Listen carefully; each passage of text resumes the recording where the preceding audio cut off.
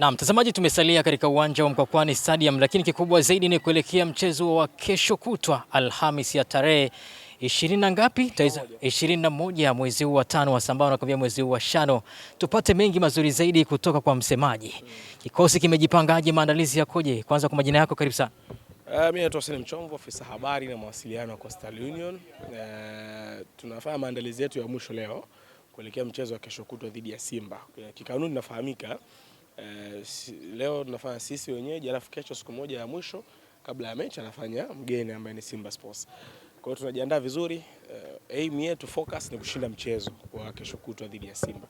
Kwa nini tunataka kushinda? Kwa sasa hata kitu ambacho tuna uhitaji nacho kuliko kitu chochote kile basi ni alama 3 pekee, ndio kitu ambacho tunahitaji nacho. Kwa hiyo tunafanya maandalizi ambayo yanatupelekea sisi kushinda mchezo. In fact tunafahamu ubora wa Simba, tunafahamu ugumu wa mpinzani tunakwenda kukutana naye, lakini kwa nia, kwa jitihada, kwa juhudi za kutoka jasho lazima tupate alama 3 kesho kutwa inshallah. Pata majaliwa Mwenyezi Mungu, kama kila kitu kitaenda sawa, yaani mipango yetu yote itaenda sawa na Mungu ataweka afya njema kwetu, tutakwenda kushinda inshallah kesho kutwa. Tumesikia lakini bora ukatueleza zaidi kwamba kushinda kwa Coastal Union lazima kufanyike mambo ya kiuchawi. Ni kweli kuhusu hiyo?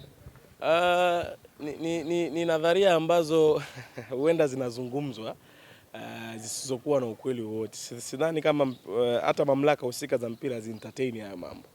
Ni vitu ambavyo vinapigwa marufuku kwenye mpira wa miguu, na sisi ni miongoni mwa wadau ambao tunakinzana na baadhi ya taarifa kama hizo. Kwa hiyo ni watoe hofu, ujue maneno kama hayo ni stories za vijiweni ambazo tukikaa kwenye vijiwe vyetu vya kahawa tunazungumza, tunapiga story, lakini hakuna ukweli wowote ndani yake. Muhimu ni kwamba mpira unaonekana mchezo wa wazi, tunajiandaa vilivyo kucheza mechi na tunafanya maandalizi ambayo yatafanya sisi tushinde mchezo.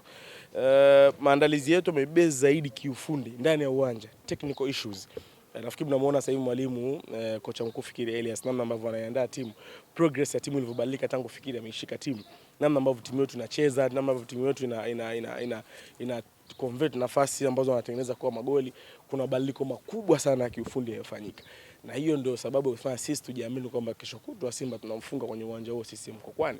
Sheikh, utapigwa mpira mwingi hapa, utapigwa mbungi hapa la kufa na yani ile kulu kutata mantete nipe nikupe raha tupate usa tu, yani kang hapa sisi Mkwakwani.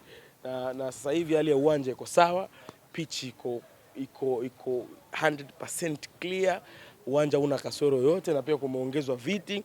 Kwa hiyo watu wanatoka Dar es Salaam waje, kiingilio ni shilingi 10,000 kwa mzunguko, 20,000 VIP A na VIP B. Kwa waje kwa wingi, waje tu enjoy football.